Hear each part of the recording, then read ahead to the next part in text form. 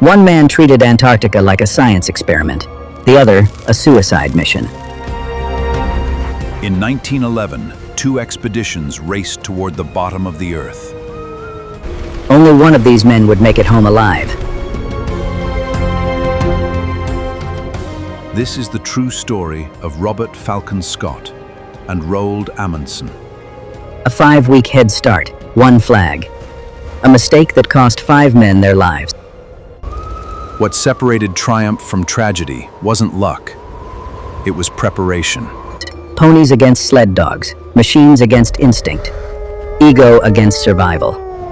A return journey so brutal, scientists still study it a century later.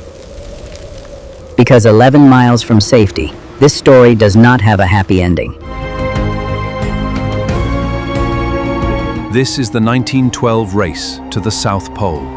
Scott versus Amundsen's deadly journey. He studied Inuit survival methods for years, refusing to reinvent proven wisdom. His secret weapon, nearly 100 sled dogs, fast, hardy, and edible if needed.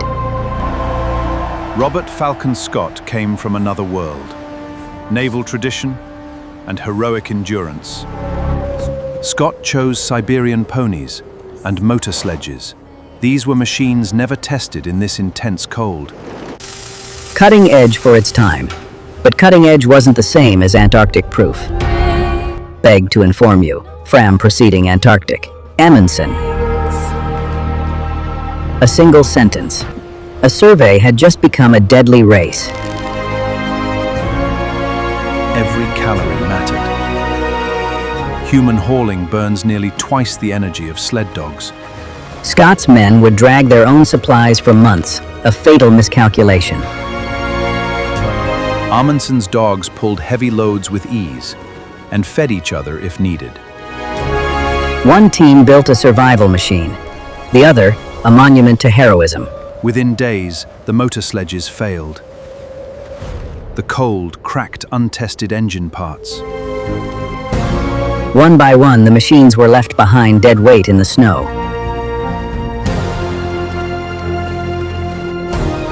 The ponies fared no better. They sank and tired far faster than dogs. Scott's backup plan for the ponies came late and badly managed. Amundsen's dogs adapted almost effortlessly. Faster, faster, farther, far less human effort. Amundsen marked his depots with multiple flags, impossible to miss, even in a whiteout. Scott's depots had just one flag each, a shortcut that would prove fatal. Do you see anything yet? Amundsen built in wide margins. Scott's plan ran on razor-thin ones. Scott's fuel cans had cracked in the cold, silently leaking for months. Every mile forward multiplied these hidden failures into life-or-death gaps. Amundsen's men moved like they'd rehearsed for disaster. Nothing left to chance. The ice was slowly deciding which philosophy it would punish. On the plateau, there is no horizon. Just white silence that unravels the mind. Days blurred together.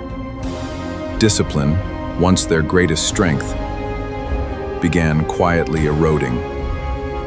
Confident handwriting slowly gave way to exhaustion and quiet doubt.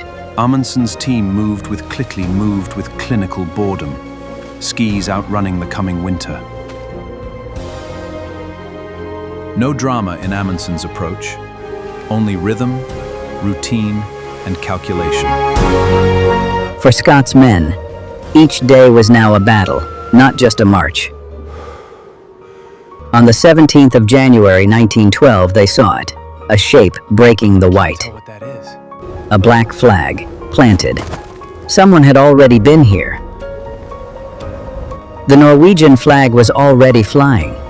Amundsen had beaten them by a month. Scott wrote one line that night, "The worst has happened." Cold is settling in. They took their photo in silence. Only an 1,100-mile walk remained. Behind them, victory. Ahead, one of history's most harrowing marches.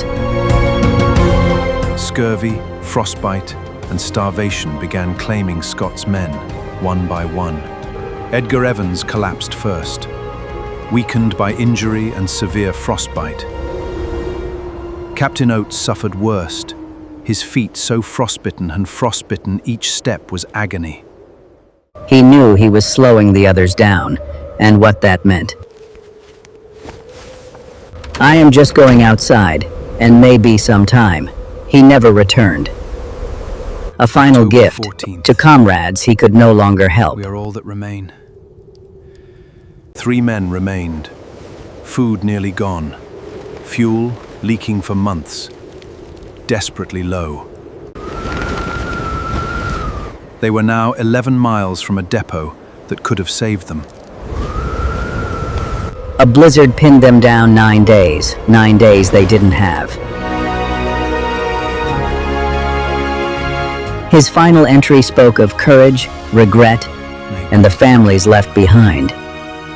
Scott died there, with his last companions 11 miles from salvation.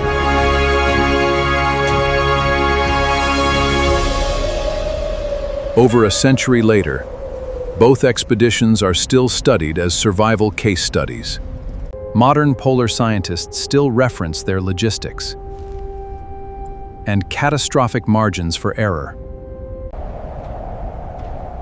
We need to verify the medical crates. Check batch 40B on the shelf. Copy that, checking them now. Historians once painted Scott as a tragic hero. That view has shifted. Amundsen's journey was a triumph of meticulous planning. Today, his precise methods are studied as core principles. His success came from humbly adopting knowledge Arctic peoples had already perfected. Scott's failure is now taught as a warning against ignoring proven wisdom. The ice still exists today unchanged, indifferent, just as brutal as 1912.